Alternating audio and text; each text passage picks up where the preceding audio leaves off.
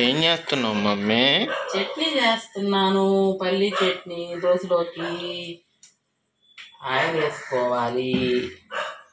ఆ తర్వాత పచ్చిమిర్చి ఇట్లా ఇంచుకొని ముఖానికి పడకుండా కట్ చేసుకొని వేసుకోవాలి. మాకు కారం ఎక్కువ కావాలి కాబట్టి మేము కారం ఎక్కువ వేసుకుంటాము.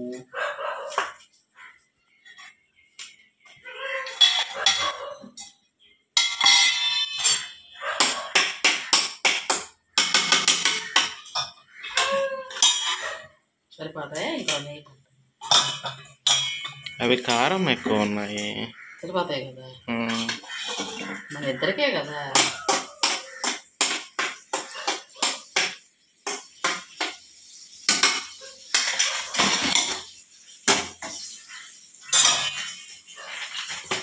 తర్వాత పల్లీలు తీసుకొచ్చుకోవాలి.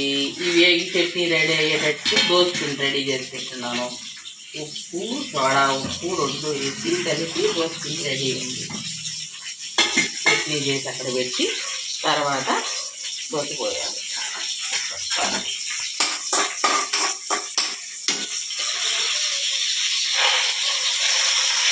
మన తిన్న అవసరం అయితే అన్ని పల్లీలు వేసుకోవాలి. మేము ఇద్దరమే కాబట్టి తిన్న పెట్టుకోవాలి.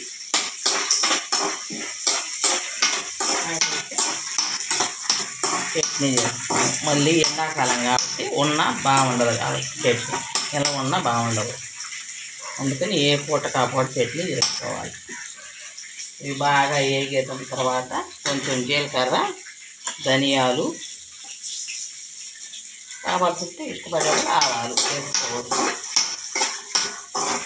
కొంచెం చల్లారిన తర్వాత ఒక్క వెల్లుల్లిపాయ వేసి కొంచెం సాల్ట్ వేసుకొని చట్నీ చేసుకోవాలి.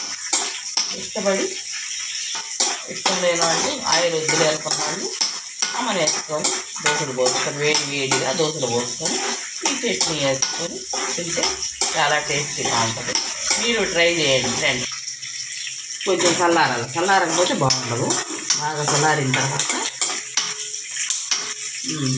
ఇప్పుడు అవి పట్టలో పడేటప్పుడు అప్పుడు వేసుకోవాలి. జీలకర్ర, కొంచెం నెలకోసం ధనియాలు వేసుకుంటే బాగుంటుంది.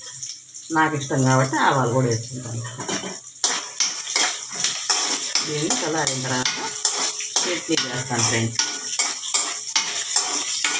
ఇది అయిపోయిన తర్వాత ఆపేసి దోశలు పోస్తాను మా అబ్బాయికి.